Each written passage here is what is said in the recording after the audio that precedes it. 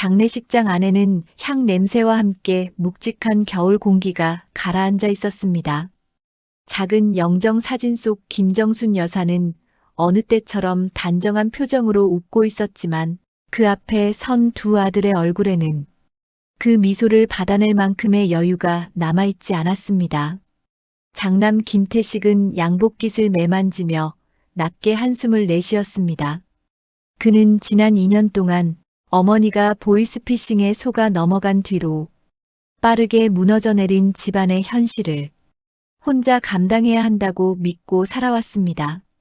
차남 김태민은 영정을 바라보지도 못한 채 의자 모서리에 걸터 앉아 손을 꽉 쥐고 있었습니다. 말수는 줄었고 지난 시간 동안 어머니에게 했던 차가운 말들이 천천히 그러나 확실하게 가슴속을 후벼 파고 있었습니다. 그때 조용했던 장례식장 복도에 낯선 발걸음이 들려왔습니다. 혹시 유가족분들이신가요? 두 사람은 동시에 고개를 돌렸습니다. 검은 외투를 입은 남자가 정중히 고개를 숙였습니다. 명함에는 최도윤 보험 설계사라는 글씨가 적혀 있었습니다. 태식이 담담하게 물었습니다. 예, 맞습니다만 무슨 일이신지요? 도윤은 잠시 숨을 고른 뒤 조심스럽지만 단단한 목소리로 말했습니다. 어머님 명의로 된 보험 건으로 왔습니다. 말씀드릴 내용이 상당히 중요합니다. 태민의 시선이 흔들렸습니다. 보험이요? 어머니는 그런 걸 드신 적이 없는데요. 집안 사정 어려운 것도 모르셨습니까? 도윤은 서류철을 조심스럽게 열었습니다. 두 분이 모르고 계신 보험이 꽤 많습니다. 정확히는 15년 넘게 유지해온 장기 보험들입니다. 태식의 눈썹이 미세하게 떨렸습니다. 15년이요? 그 긴 시간을 혼자서요? 네. 어머님께서는 자식분들께 부담을 드리고 싶지 않다며 늘 혼자 관리하셨던 것으로 보입니다. 잠시 정적이 흘렀고 그 고요함을 깨듯 도윤의 다음 말이 형제의 가슴을 깊게 파고들었습니다. 그리고 어머님의 사망보험금이 예상보다 훨씬 큰 금액으로 확인되었습니다. 태민이 흠칫 고개를 들었습니다. 얼마 정도입니까? 도윤은 서류의 한 페이지를 천천히 넘기며 말했습니다. 대략 억 단위 이상입니다. 정확한 금액은 조금 더 산정 중입니다만 적지 않은 금액인 것은 확실합니다. 순간 두 사람의 얼굴에 서로 다른 감정이 번졌습니다. 놀람, 혼란, 그리고 말로 담기 어려운 씁쓸함. 태식은 건조한 목소리로 물었습니다. 왜 그렇게까지 혼자 챙겨두셨을까요? 도윤은 고개를 숙였고 조심스러우면서도 뼈가 있는 한마디를 남겼습니다. 어머님께서는 두 아드님께 마지막에 이런 말씀을 하셨다고 기록에 남아있더군요. 태민이 숨을 멈추었습니다. 뭐라고 하셨습니까? 도윤은 적어온 메모를 펼쳐 읽었습니다. 내가 많이 못해줘서 미안하다.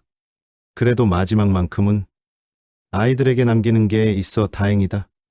그 문장이 완전히 내려앉는 순간 두 아들의 고개가 동시에 떨려 내려갔습니다.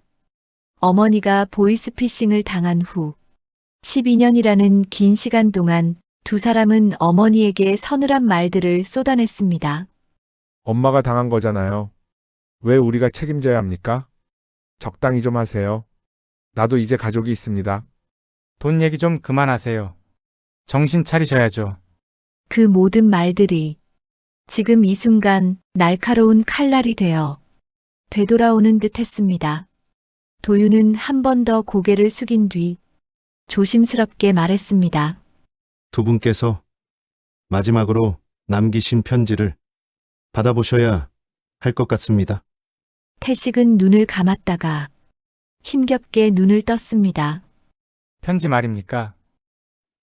예. 어머님 유품 속에서 발견되었습니다. 두 분께 남긴 마지막 말씀이라고 적혀 있습니다. 태민의 목소리가 흔들렸습니다. 형님, 어머니가 마지막까지 우리 걱정을 하셨던 걸까요?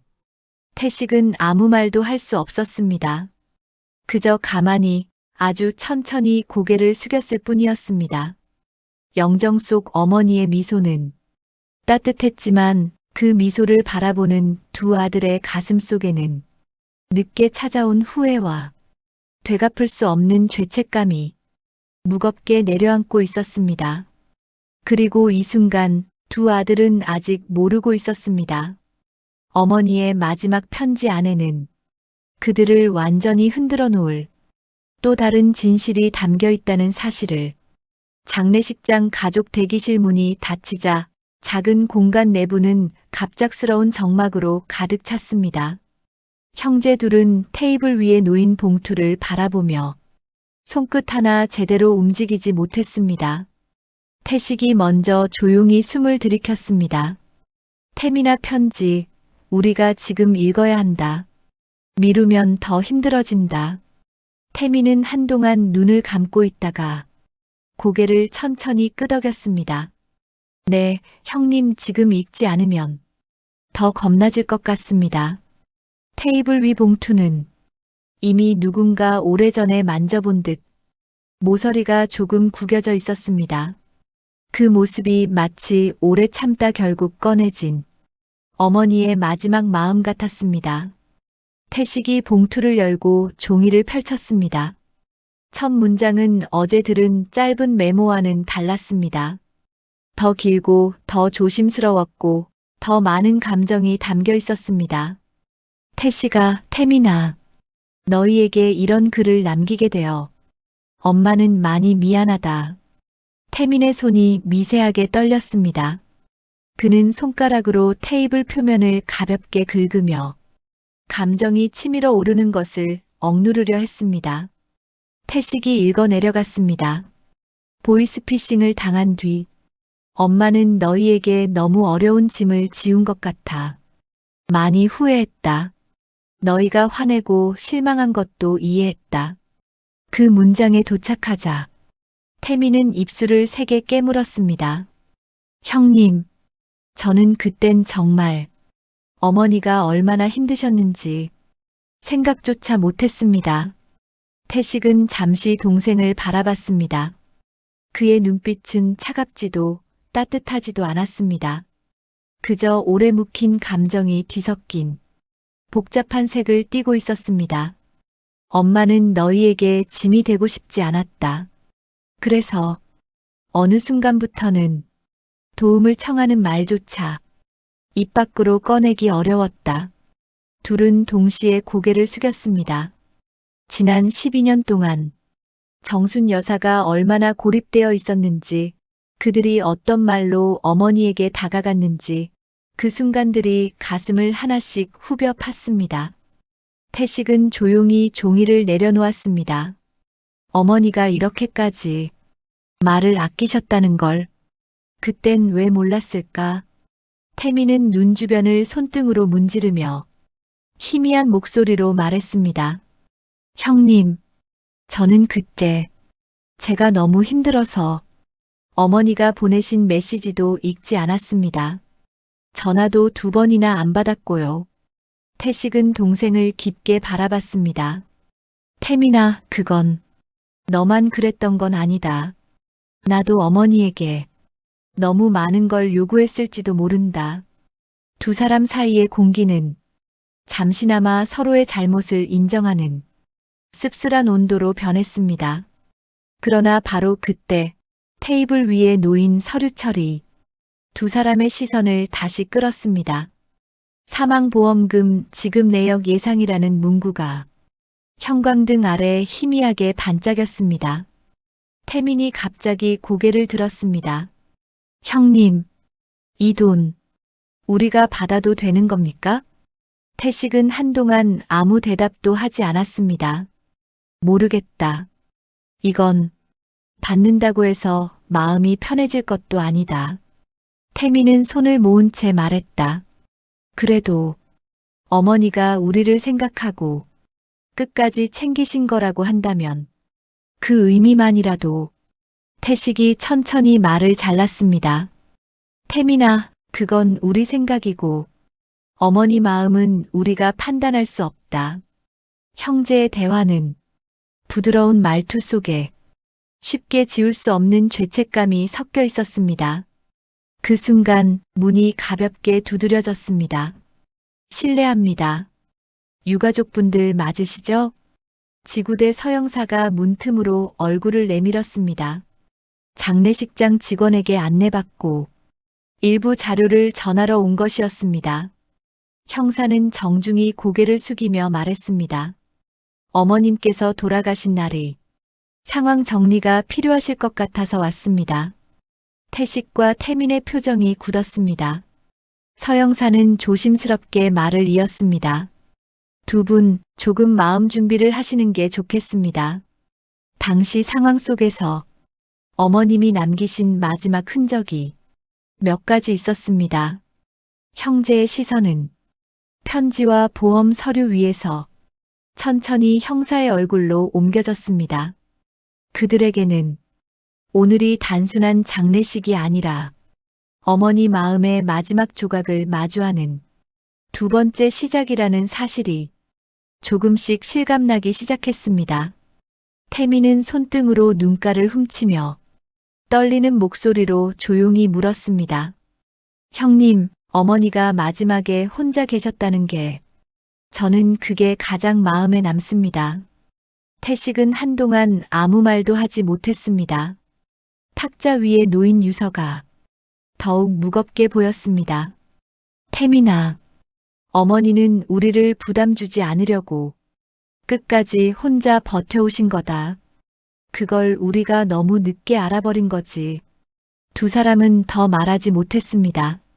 조용한 대기실은 말로 설명할 수 없는 허전함과 후회의 공기로 가득 찼습니다. 천장등의 희미한 빛이 형제의 손등 위에 고요하게 내려앉았습니다. 마치 서로 아무 말도 못하는 두 사람을 어머니가 마지막으로 쓰다듬어주는 듯한 조용한 순간이었습니다.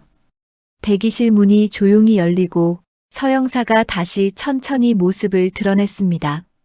그는 장례식장 특유의 조용한 공기를 고려한 듯 발걸음을 더 낮추며 다가왔습니다. 형제는 동시에 고개를 들었습니다.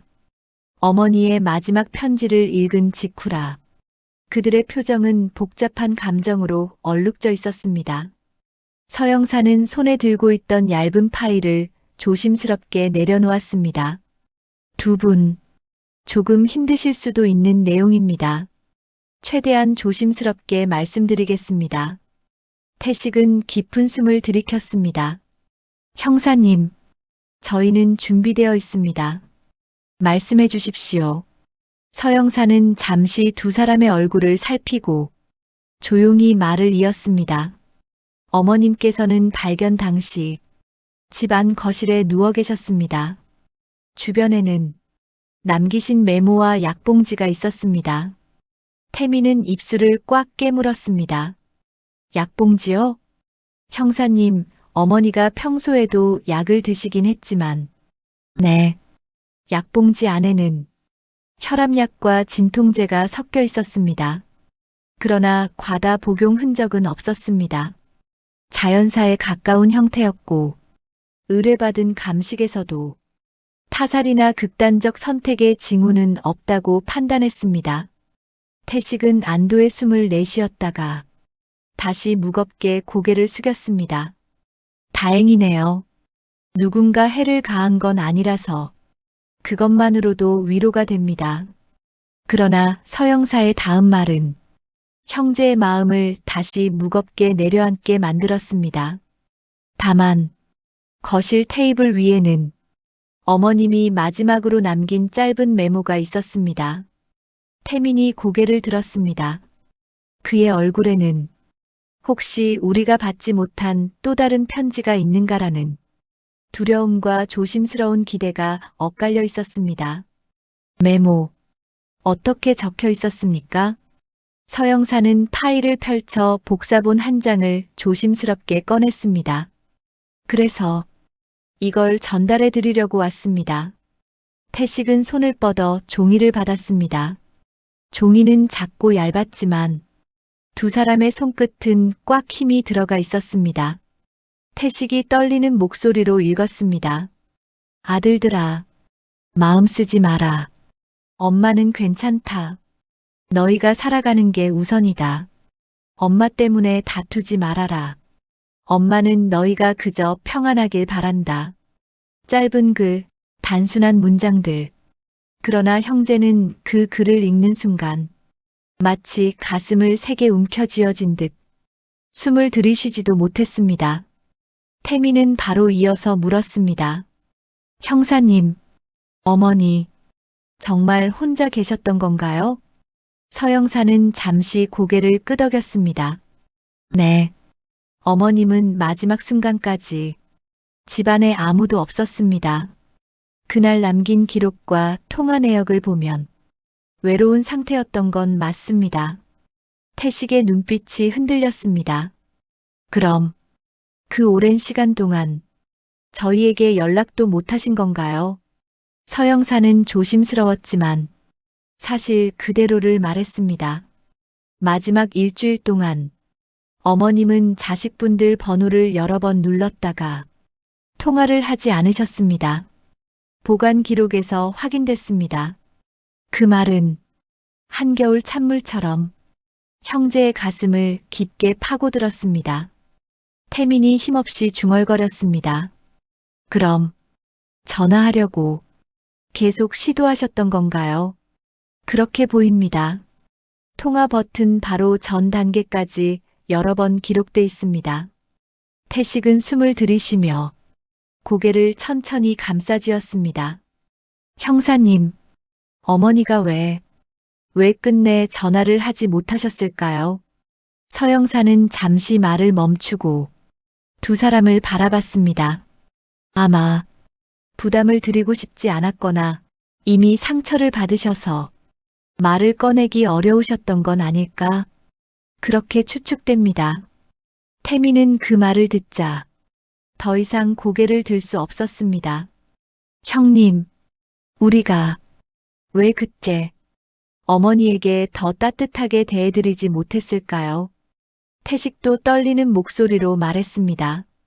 태민아, 우리 둘 다 어머니 힘든 거 알면서도 정작 잡아드리질 못했다. 대기실에는 형제의 후회와 정적이 뒤섞여 오랫동안 가라앉아 있었습니다. 그때 서영사가 조용히 말을 이었습니다. 하지만 여기서 끝은 아닙니다. 어머님이 숨기고 계셨던 부분이 한 가지 더 있었습니다. 형제는 동시에 고개를 들었습니다. 방금까지의 후회를 잠시 멈추게 할 만큼 그 말은 충분히 강했습니다. 태식이 낮은 목소리로 물었습니다. 무슨 말씀입니까, 형사님? 서영사는 조용히 파일을 덮으며 말했습니다. 어머님께서 생전에 누구도 모르게 유지하신 특정 계좌가 있습니다. 대기실의 공기는 한순간에 더 차갑게, 더 무겁게 가라앉았습니다. 대기실은 여전히 적막했습니다. 형사 서 씨가 남긴 특정 계좌라는 말이 형제의 마음을 한 번 더 무겁게 짓누르고 있었습니다.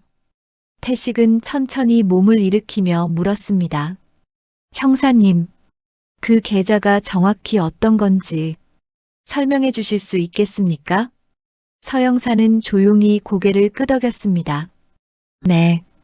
그래서 조금 전에 어머님 보험을 담당하셨던 설계사님께 정확한 자료 전달을 요청드렸습니다. 아까 장례식장에서 두 분께 사망보험금에 대해 안내해 주셨던 그분입니다. 태식과 태민은 서영사의 말이 끝나자마자 바로 어떤 얼굴이 떠올랐습니다. 그때 문이 조용히 열리고 낮은 목소리의 인사가 들렸습니다. 죄송합니다. 늦지 않게 오려고 서둘러 왔습니다. 장례식장에서 먼저 만나 인사를 나눴던 보험 설계사 김은영이었다. 차분한 성격처럼 조심스러운 걸음으로 형제 앞에 다가와 공손히 고개를 숙였습니다. 태식은 서둘러 일어나 조심스레 자리로 맞이했습니다. 다시 찾아와 주셔서 감사합니다. 저희가 많이 놀라서 확인이 필요한 부분이 많습니다. 최도윤은 조심스럽게 말하며 가방에서 정리된 자료를 꺼냈습니다. 네, 이해합니다. 정순 어머님께서는 보험 가입과 유지에 대해 항상 신중하셨습니다. 두 분을 굉장히 아끼고 계셨다는 걸 제가 오래 지켜봤습니다. 태미는 의자를 잡고 살짝 흔들리는 자세로 앉았습니다. 저희를요? 최도윤은 조용히 고개를 끄덕였습니다. 네. 어머님은 늘 두 아드님이 걱정된다고 말씀하셨습니다. 혹시라도 내가 떠나면 아이들이 힘들지 않도록 해주고 싶다고 그런 말씀을 자주 하셨습니다. 그 말은 형제의 가슴에 조용히 스며들어 번져갔습니다. 서영사는 옆에서 파일을 넘겨 보이며 설명을 이어갔습니다. 어머님 명의의 보험은 총 3건입니다. 그중 2건이 사망보험이며 한 건은 오래전에 가입하신 것, 또 한 건은 최근 5년 사이에 가입한 것입니다. 태식은 놀란 듯 눈을 크게 떴습니다. 최근 5년 사이에요? 어머니가 그렇게 여유가 있으셨던 것도 아니고 저희에겐 전혀 말씀을 안 하셨는데 최도윤이 조용히 고개를 숙였습니다. 사실 저도 처음엔 많이 말렸습니다. 보험료가 결코 적은 금액이 아니었기 때문입니다. 하지만 정순 어머님께서는 내 아이들한테 조금이라도 보탬이 되고 싶다는 의지가 강하셨습니다. 태미는 주먹을 조용히 쥐었습니다. 어머니가 그렇게까지 하셨나요? 최도윤은 한 장의 서류를 앞으로 밀었습니다. 이게 어머님께서 유지하시던 그 특정 계좌입니다. 보험료 자동이체와 향후 보험금 수령도 모두 이 계좌로 설정되어 있었습니다. 서영사가 말을 이었다. 그 계좌는 최근까지도 정기적으로 관리되어 있었습니다. 입금과 이체 내역이 일정합니다. 생활비 계좌라기보다 순수하게 보험 유지 목적으로만 쓰인 것으로 보입니다. 태식은 그 말을 듣고 허리를 굽힌 채 조용히 탁자를 바라봤습니다. 어머니는 우리한테 패 끼치지 않으려고 혼자 보험을 유지하셨던 건가요? 최도윤은 그 말에 조용히 숨을 고르며 답했습니다. 네. 지금 생각해보면 그렇게 보입니다. 어머님은 두 분께 마지막으로 남길 수 있는 게 이것뿐이라고 그렇게 말씀하신 적도 있습니다. 태민의 손끝이 미세하게 떨렸습니다. 저희는 그때 어머니에게 말투도 차갑게 하고 전화도 잘 받지 않았습니다. 조용한 순간이 흘렀다. 형제의 후회는 형사와 설계사 앞에서도 숨길 수 없이 번져나갔다. 그때 서영사가 파일을 넘기며 조용히 말을 이었다. 하지만 아직 확인해야 할 부분이 한 가지 더 있습니다. 태식이 고개를 들었다. 무슨 부분입니까? 서영사는 형제의 시선이 모인 파일 위를 손끝으로 가리켰습니다. 어머님 계좌에서 사망 직전 일주일 동안 특이한 출금이 반복됐습니다. 형제는 동시에 숨을 멈췄다. 대기실의 공기가 갑자기 차가워졌다. 대기실은 형사의 마지막 말이 떨어진 순간부터 숨을 깊게 들여 마셔도 가슴 깊숙이 내려가지 않는 묵직한 정적으로 가득했습니다. 출금, 일주일, 매일, 단어 몇 개만으로도 두 형제의 심장은 천천히 조여드는 듯 했습니다. 태식이 조심스레 손을 모으며 물었습니다. 형사님, 그 출금이 정확히 어떻게 된 건가요? 서영사는 파일을 넘기며 정확한 페이지를 펼쳐 그들에게 보여주었습니다. 금액은 매번 5만 원입니다. 작은 금액이지만 매일 같은 시간대, 일주일 동안 반복되었습니다. 태민이 고개를 들었습니다. 5만 원씩 매일. 어머니가 왜? 서영사는 고개를 끄덕였습니다. 시간은 대부분 오전 8시 전후입니다. 정순 어머님이 평소 자주 나가시던 시간대와 일치합니다. 그때 옆에서 조용히 서류를 정리하던 남자가 부드러운 목소리로 말을 보탰습니다. 보험 설계사 최도윤이었다. 어머니 보험 내역을 확인해 온 그였다. 저도 그 시간대가 마음에 걸렸습니다. 그래서 최근 수개월 동안의 사용 내역을 조금 더 자세히 확인해 봤습니다. 태식은 그를 바라보며 물었습니다. 혹시 어머니가 어디에 그 돈을 쓰셨는지 알 수 있습니까? 최도윤은 조용히 고개를 끄덕이며 서류철에서 낡은 종이 묶음을 꺼냈습니다. 손때가 묻은 영수증들이 차례대로 테이블 위에 놓였습니다. 정순 어머님은 최근 몇 달 동안 시장 근처 반찬 가게에서 지속적으로 결제를 하셨습니다. 태민의 손이 살짝 떨렸습니다. 반찬 가게요? 네. 최도윤은 기록을 짚으며 설명을 이어갔습니다. 두 아드님이 끼니를 잘 챙기지 못하실까 걱정하셨던 것 같습니다. 그래서 반찬을 주문해서 두 분 집 앞으로 배달하도록 하셨습니다. 태식은 깊게 숨을 들이켰습니다. 그 반찬들, 난 이웃에서 도와준 건 줄 알았어. 태민도 고개를 숙였습니다. 저 역시 누가 그냥 두고 간 거라고만 생각했는데 형사는 잠시 형제의 감정을 살폈다가 조심스럽게 말을 이었습니다. 직접 가기 어려운 날에는 반찬 가게 사장님께 조금 늦어도 좋으니 반드시 놓아달라. 이렇게 부탁하셨다고 합니다. 태민의 눈가가 붉게 물들었습니다. 어머니는 저희가 차갑게 대했는데도 마지막까지 우리를 챙기셨네요. 잠시 후 서영사는 파일을 넘기며 또 다른 종이를 조심스럽게 꺼내 형제 앞에 놓았습니다. 그리고 사망 전 일주일 동안의 출금 중 하루는 사용처가 조금 달랐습니다. 태식은 고개를 들어 형사의 눈빛을 바라보았습니다. 어디입니까? 형사는 영수증 한 장을 건네주었습니다. 휴대폰 요금 대납 58,900원. 태민의 목소리가 크게 흔들렸습니다. 이 금액은 제 번호 요금인데 그날 제가 연체 문자를 받았었습니다. 최도윤은 차분히 고개를 끄덕였습니다. 어머님이 그 요금을 대신 납부하셨습니다. 기록이 정확히 남아 있습니다. 대기실의 공기는 숨조차 편히 쉬기 힘들 만큼 더욱 무겁게 가라앉았습니다. 태식은 두 손으로 얼굴을 감싸며 천천히 숨을 내쉬었습니다. 어머니는 스스로 힘들어지셔도 우리가 불편해지는 걸 한순간도 원하지 않으셨군요. 태민은 목이 메어 겨우 목소리를 꺼냈습니다. 형님, 우리는 정말 어머니께 너무 큰 상처를 드렸어요.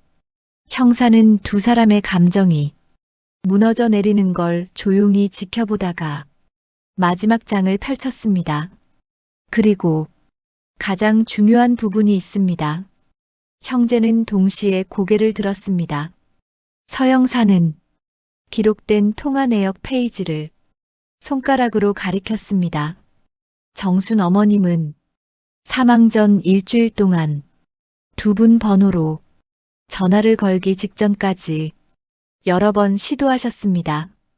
대기실의 공기는 순간 얼어붙은 듯 아무도 움직일 수 없었습니다. 태식과 태민의 표정은 완전히 굳어버렸습니다. 정순의 마지막 마음이 그 기록 한 줄에서 조용히 울리고 있었습니다. 대기실의 정막은 형사가 테이블 위에 올려둔 통화 내역보다 더 견디기 어려운 무게로 내려앉아 있었습니다. 태식이 조용히 숨을 들이켰지만 그 숨은 끝까지 내려가지 못했습니다. 일주일 동안 어머니가 우리 번호를 눌렀다는 거죠. 태미는 입술을 꼭 깨물었고 답을 하지 못한 대신 손등에 힘만 조금 더 들어갔습니다. 형사는 두 사람의 반응을 지켜보다 기록 파일을 닫으며 말했습니다.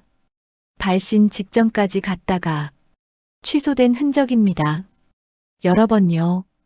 그 말을 들은 태민의 눈빛이 흔들렸습니다. 하지만 그 흔들림은 곧 전혀 다른 감정으로 바뀌었습니다. 형님, 태식이 고개를 돌렸습니다. 태민의 표정은 눈물 때문인지 아니면 더 깊은 죄책감 때문인지 쉽게 읽히지 않았습니다. 형님은 어머니한테서 마지막에 온 메시지 확인하셨죠? 태식은 잠시 말이 막혔습니다. 그건 그때 내가 너무 바쁜 시기였고. 형님, 태민이 목소리를 낮춰 끊었습니다.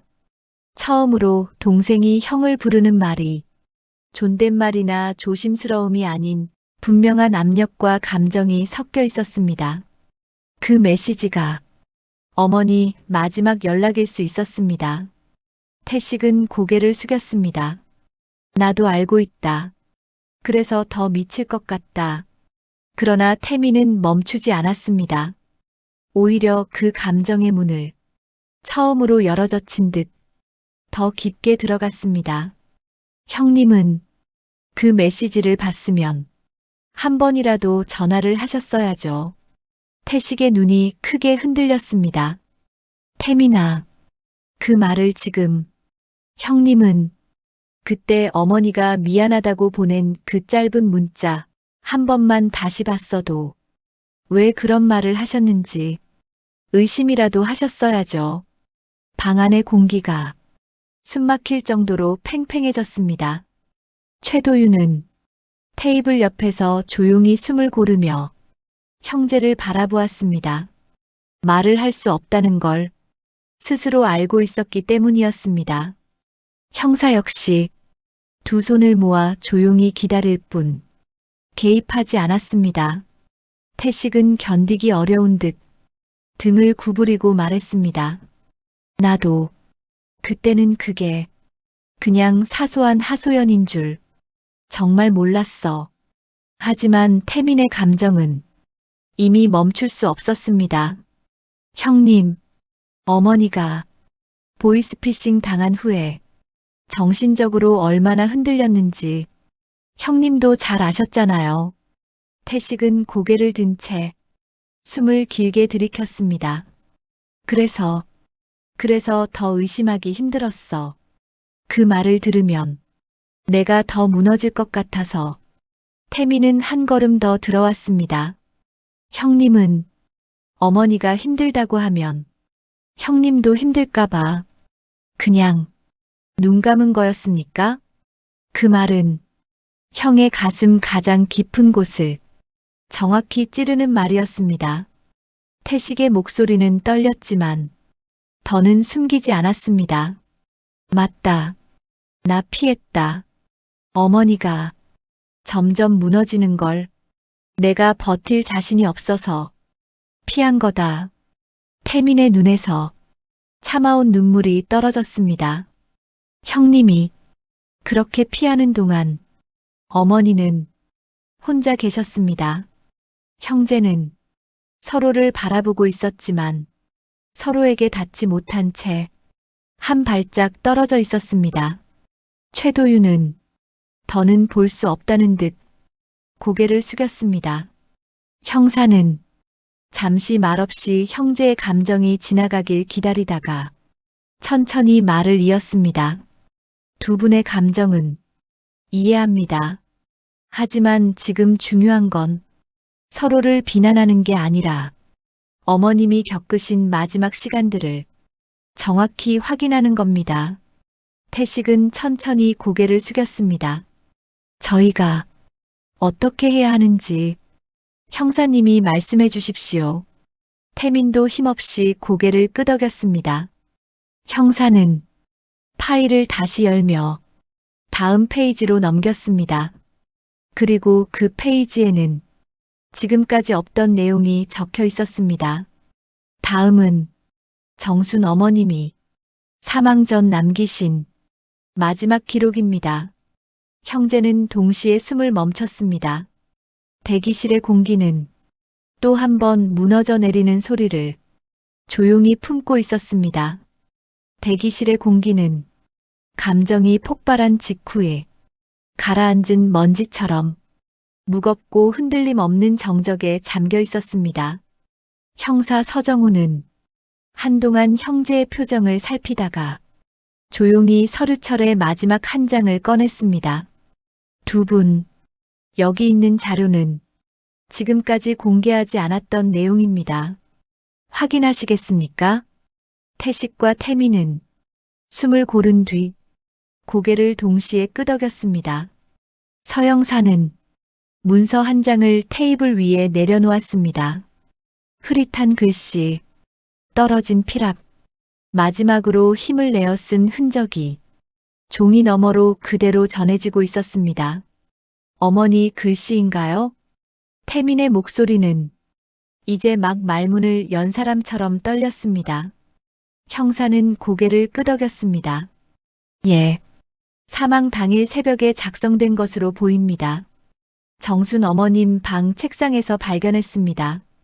보이스피싱 피해 신고를 위해 본인이 정리하던 메모에 덧붙여 쓰신 글입니다.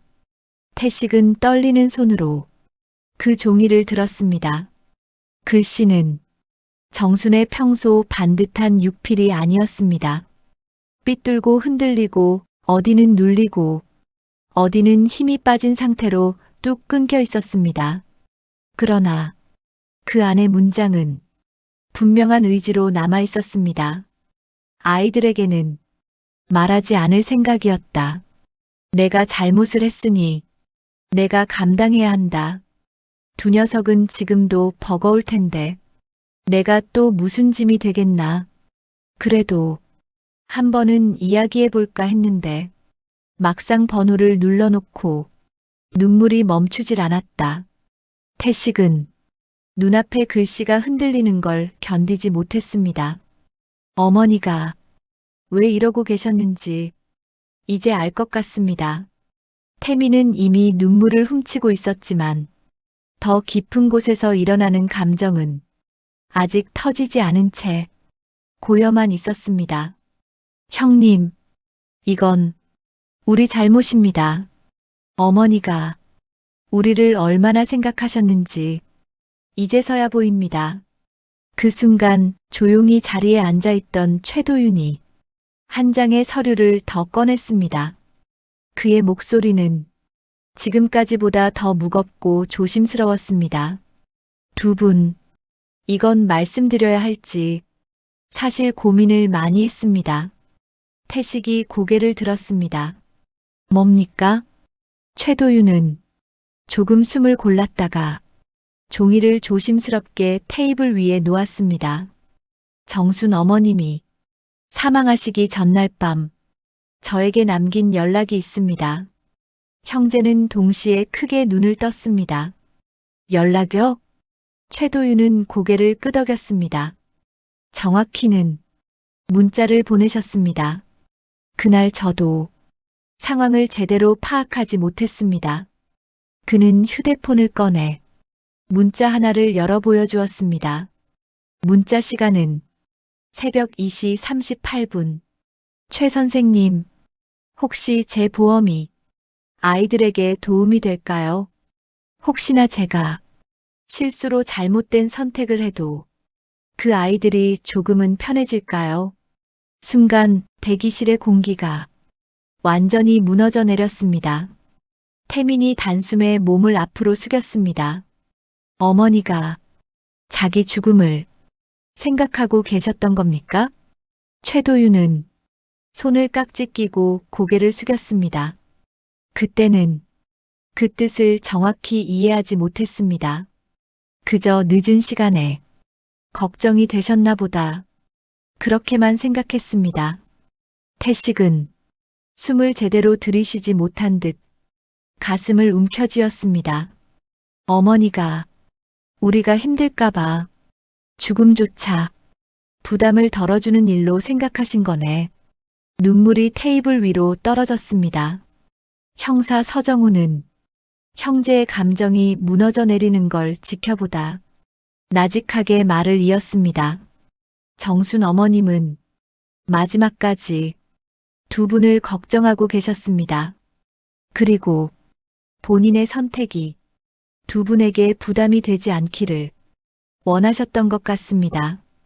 태민이 얼굴을 감싸며 떨리는 목소리로 말했습니다. 우리가 그렇게 만든 겁니다. 태식의 어깨가 조용히 흔들렸습니다. 대기실의 공기는 더 이상 말로 표현할 수 없는 무너짐과 후회로 가득 채워졌습니다. 대기실 안은 누군가 손으로 시간을 멈춰둔 것처럼 정적만이 가득했습니다. 형제는 테이블 위에 놓인 어머니의 마지막 메모를 쉽게 손에서 놓지 못하고 있었습니다. 글씨는 흐렸지만 그 안에 담긴 마음은 오히려 더 선명했습니다. 짐이 되고 싶지 않다. 아이들은 힘든데 나는. 그 문장들은 형제의 가슴 가장 깊은 곳에 천천히 그러나 분명하게 닿고 있었습니다. 태식이 먼저 숨을 조심스레 내쉬었습니다. 태민아. 태민은 종이 한 장을 바라보며 대답했습니다. 네, 형님. 태식의 눈은 어딘가 먼 곳을 바라보는 듯 했습니다. 눈빛은 흔들리고 있었지만 그 흔들림 안에는 단단한 무언가가 자리 잡아가고 있었습니다. 나는 어머니의 마음을 이렇게까지 몰랐다는 게 두렵다. 태민은 말을 하지 못했습니다. 태식은 처음으로 자신을 있는 그대로 내려놓는 목소리였습니다. 나는 아들로서 어머니에게 부끄럽다. 그동안 내가 어머니에게 건 말들이 얼마나 차가웠는지 이제 알겠다. 태민도 고개를 천천히 숙였습니다. 저도 어머니를 원망했던 시간들이 지금은 너무 후회됩니다. 최도윤은 말없이 그 모습을 바라보았습니다. 보험 일을 오래 해오면서 가족의 마지막 순간을 여러 번 지켜본 사람이었지만 지금 이 형제처럼 서로를 바라보는 눈빛에서 이렇게 깊은 후회를 보게 되는 경우는 드물었습니다. 형사 서정훈이 조심스럽게 틈을 냈습니다. 두 분, 어머님은 마지막까지 두 분을 걱정하셨습니다. 그건 확실합니다. 태민이 작게 웃었습니다.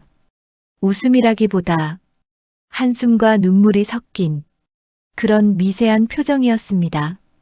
괜찮아지고 싶어도 괜찮아지지 않는 마음이네요. 태식은 바닥을 바라보며 한참 동안 말을 잇지 못하다가 마침내 입을 열었습니다. 태민아, 우리 어머니가 마지막에 어떤 마음이었는지 이제야 조금 알 것 같다. 태민이 물었습니다. 어떤 마음이요? 태식은 천천히, 매우 천천히 형제로서 처음으로 꺼내는 말을 했습니다. 우리를 마지막까지 부담 주지 않으려는 마음이었어. 그게 어머니가 견딜 수 있었던 마지막 힘이었을 거다. 태민의 눈가에 다시 붉은 기운이 퍼졌습니다. 형님, 우리가 어머니에게 좀 더 따뜻했으면 어머니가 우리에게 그런 부담을 혼자 지시진 않았을 텐데. 형사는 두 사람의 감정이 조금씩 가라앉는 걸 지켜보다 조심스럽게 말을 이었습니다. 두 분이 지금 어떤 마음인지는 누구보다 잘 알고 있습니다. 하지만 어머님의 마지막 선택을 정확히 이해하고 정리하는 것이 중요합니다. 태식과 태민은 조용히 고개를 끄덕였습니다. 대화는 천천히 멈추었지만 대기실 안의 감정은 조용한 파도처럼 안에서 계속 흔들리고 있었습니다.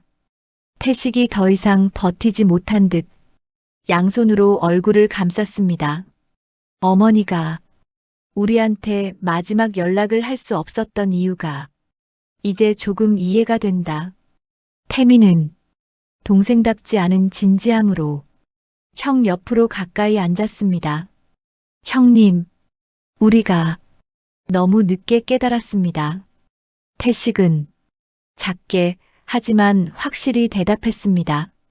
늦어도 해야 할 일은 있다. 어머니가 마지막에 무엇을 남기려고 하셨는지 끝까지 확인하자. 형사는 그 말이 나오기를 기다렸다는 듯 서류철을 다시 펼쳤습니다. 그리고 다음 장을 조심스럽게 넘기며 말했습니다. 좋습니다. 그럼 어머님이 마지막에 남기신 가장 중요한 기록을 이제 확인하시죠. 형제의 눈이 다시 서류 위로 향했습니다. 대기실의 공기는 아까보다 더 조용해졌지만 그 조용함 속에는 새로운 결심이 섞여 있었습니다. 형사는 서류철의 마지막 장을 형제 앞에 조심스럽게 펼쳤습니다. 그 장에는 짧지만 분명한 글씨체로 적힌 정순의 마지막 기록이 담겨 있었습니다. 삐뚤어진 글씨, 힘이 빠진 획.